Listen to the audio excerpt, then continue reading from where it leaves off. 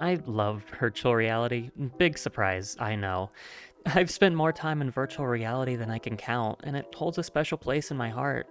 It's something that has gotten me through multiple rough points in my life, connected me with people in ways I never would have expected, and delivered unforgettable experiences. I want to go through these experiences and everything that has led me to this current point, and talk about how virtual reality has shaped my life and essentially helped make me who I am today. I've been using VR ever since purchasing the original Oculus Rift CV1 in 2017. I remember working at my crappy grocery store job, scrounging together all of my money I had just to get the thing.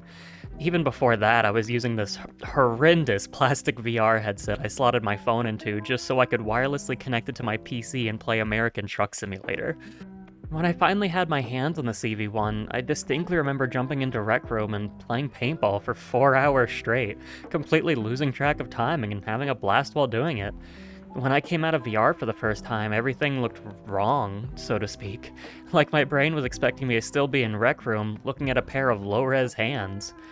It's an experience I don't think I'll ever forget. If you've been in the VR scene for a long time, or you've spoken to other people who have used VR, this won't be a surprise to you. After all, most of us VR enthusiasts are chasing that first experience high. And in 2018, I was finally able to purchase Beat Saber. And from there, my wrists were never the same. I swear, they pop every time I rotate them now. Is that normal? I poured so many hours into Beat Saber, burnt tens of thousands of calories total, climbed up Score Saber leaderboards, and lost a lot of weight doing it. Beat Saber, in my opinion, is the perfect VR game. It's not overly complicated, and everything works the way you expect it to. It's tactile, and every swipe of your saber has a distinct impact. The song selection is superb, which is only made even better with mods. There's a wide array of difficulty options for every song, all the way from easy to expert plus. I get that rhythm games aren't for everyone, but Beat Saber is the most accessible rhythm game I've ever played, hands down. Run this at a party, and I promise you'll have everybody engaged. From there, I picked up Fallout 4 and Skyrim VR. One of those two is good. I'll let you guess which one it is. I truly love fully modded Skyrim VR. When modded, it plays like an actual VR game, almost like it should have in the first place. People have modded in full player body IK, full interactability with the world, which lets you physically pick up items. That's awesome. Hell, someone even made a mod that lets swords clash together for simulated parrying and blocking. Even though I've already put hundreds of hours into Skyrim and its many versions, there's just something special about getting to experience it in full virtual reality. Even now, Skyrim VR is the best option for an open-world PC VR RPG. Those were a lot of letters. Words cannot describe how much I yearn for a full-built PC VR open-world RPG. Please just give me Asgard's Wrath 2 on PC. I beg you, Meta. I'm in a content drought over here. Also, these meats do not look as appetizing as they used to when I was 15. Get the out of here. After the CV1, I upgraded to the Rift S. This thing sucked. I hated this headset. The inside-out tracking could not keep up to my Beat Saber speed compared to the perfect tracking the CV1 gave me. The bump in resolution was nice, but I didn't enjoy the lack of OLED or the lower refresh rate. Seriously, they swapped the OLED panels for LCDs and reduced the refresh rate from 90Hz to 80Hz. Why? Regardless, however, this headset is the one where I experienced one of my favorite VR games for the first time. Boneworks. When I first booted up Boneworks, my immediate takeaway was, wow, I feel sick. My second takeaway was, wow, this shit is awesome. I played through the entirety of the Boneworks campaign in a single evening because I was so hooked. Boneworks to this day still has the most impressive physics I've seen in a VR game, rivaled only by its sequel with Bonelab and Blade and Sorcery. I'll get to you in a bit, just stay quiet. To be quite frank, I still prefer Boneworks to Bonelab. I enjoy the avatar swapping feature from Bonelab, however the story isn't great and the physics don't feel quite as good. I believe it's due to the calculations being done on avatar-based movement and physics statistics, but at the end of the day, it doesn't feel right compared to Boneworks. Regardless, I still had a great time with Bonelab. The soundtrack is superb as always, thanks to the great artist Michael Wickoff. I really hope I'm pronouncing his name right. I swear, when I got to the ending in the taxi, the track Don't Fence Me In actually made me tear up. I enjoyed how it took you through so many bizarre and different scenarios you had to try and tackle. There was Mario Kart climbing a tower, or walking aimlessly on a moon looking for one single objective so you could leave. That was cool. I could nitpick for hours on issues I have with Bonelab, but quite frankly, this video is a love letter, so I'd rather focus on the things that bring me joy in my favorite industry in gaming. Once I finished my mini replays of Boneworks, I decided to look at more physics-based sandbox games. That led me directly to Blade and Sorcery. Listen, I'm gonna be completely honest here. I could not for the life of me find a Blade and Sorcery world, which I feel like that's on me. Maybe I should have planned a little bit better before I decided to do this whole world swapping for shots thing.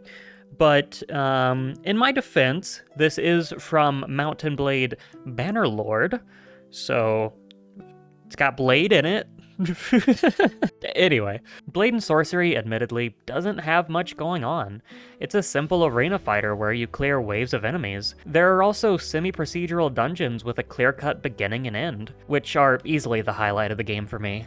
It has a system where every time you load a new dungeon, it will randomly swap out the rooms and locations, providing a slightly different experience every time you play, keeping things fresh and fun. The area in which this game is most impressive, however, is its physics and the modding community.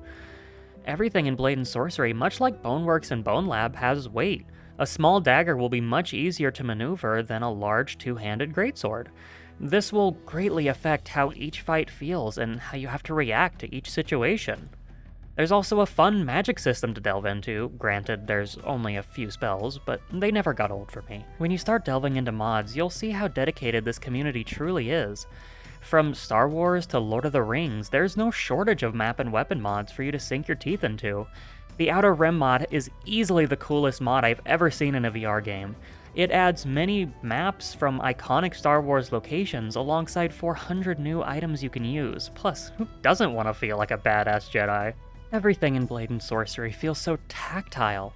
The vibrations your controller sends to your hands every time your swords clash together, seeing and feeling the rumbling of magic in your hands, to the feeling of ending a man's life. Anyway, jokes aside, I've always found sword fighting fun. After playing Blade and Sorcery a lot, I started picking up real-life sword sparring with a buddy, which has led to countless nights of fun and subsequent pain. Am I any good at it? No. Did we hurt ourselves many times? Yes. Will I stop? Unless one of us gets a concussion? No. Honestly, I don't even think that would stop me. I'd probably just buy a better helmet next time. I bought Blade and Sorcery back in 2020, and it's still a game I love jumping into for some fun sword or lightsaber duels. Around the same time, I finally made the big upgrade to my current headset, the Valve Index, and picked up a Quest 2 for standalone or wireless VR. The Index is easily my favorite headset out of all of the ones I've used so far, no contest. After 4 years, this thing is still going strong. The base stations provide great tracking, the audio is the best I've ever had, and the Knuckles controllers are easily the gold standard for VR. Finger tracking adds so much, not only to social VR, but overall immersion in any game. You can move your fingers around like Kazuma in Konosuba just to freak people out. It's great! When I picked up my Index, I started exploring more into social VR, and that's where something truly magical happened. Unsurprisingly, social VR is where a large portion of the community spends their time. I mean, hell, I'm recording this in VRChat right now. VRChat provides so many fun worlds to explore with your existing friends, or it gives you plenty of public spaces where you can easily meet new ones. It's helped many people overcome their real social anxiety or traumas and connect with people they'd otherwise have no way of meeting, which is a beautiful thing. I've seen stories of people having marriages in VRChat or finding their partners here. Quarantine struck right as I had made a major move for the first time in my adult life, and I was in a really rough spot, both mentally and physically. Social VR, or rather the friends I made and chatted with there, helped pull me out of that. I had online friends I talked to on Discord numerous times, but it added so much getting to see their avatars and feel like we were in the same space, being able to throw our arms over each other or play trivia or mini golf. As you can see over here. Fuck, that's the wrong picture. Even if we weren't actively playing a game, I've had countless nights of just sitting in a relaxing space, chatting with my close friends, drinking cocktails, or playing pool. Without those experiences, it would have been much harder to get out of the dark place I was in at the time, and push through those struggles. I'm immensely grateful not only for my friends, but for VRChat for providing a great platform for these experiences to be had. Something I cherish about VRChat is how you can be whatever you want to be. It's incredibly freeing being able to choose from thousands of avatars to find something that truly fits you. You can even make and upload your own avatar if you want to take the time to learn. As you can tell by my current avatar, it's very cute and feminine. This is how I personally like to look. Ever since I was a child, I've always preferred cute or feminine things compared to other people I knew in my life at the time. Unfortunately, that led to a lot of ostracization. I've always felt a sense of disconnection from other people, like there was a wall or barrier separating me from everyone else. I've only been able to push past this in the last year or two, largely due to social VR and my supportive parents and girlfriend. It can be hard to feel like you're allowed to dress or act the way you want to act when you're in the real world, even though you absolutely can, due to societal standards and pressure. Having a space where you can easily look however you want to look is something I deeply value due to my own internal struggles with femininity. During this period, I felt a lot of conflict on my outward appearance and how I wanted to act versus how I felt I should act. I still don't think I've truly got it all figured out. However, I do feel a sense of comfort being in these cute avatars, like I feel home, so to speak. I've never felt more comfortable in my body as I do now, and I try to dress the way I want to dress, at the very least within my own home. I know I'm not all the way there, but I hope to be soon. Even now, it's not something I'm entirely comfortable with talking about so openly. I think it's important, however, to give your own experiences and perspectives in the hopes that maybe it'll help someone else through theirs. So, what's the moral of the story? I don't know. Be who you want to be. I'm just a guy rambling on the internet. I'm no role model. I only strive to be the best version of myself as I possibly can, and I wish the same for you. As long as you can be happy with yourself, that's what matters most, regardless of what others think of you. Hey, we're back where we started. So that was one hell of a tangent. Right, we were talking about VR. Long story short, these are things I either wouldn't have realized or had a much harder time coming to terms with had it not been for VR. I've always been deeply interested in the technology, however, VR has affected me in more ways than I could have possibly imagined. I never would have imagined that this funny and weird technology had such a profound impact on me and my outlook on not only myself, but life as well. So that brings us to today. Finally. How am I now? I'm good. Thanks for asking. I love VR even more than I did when I first started using it. I own a VR treadmill now, which is great fun. See my history of movement in VR video, I talk about it there.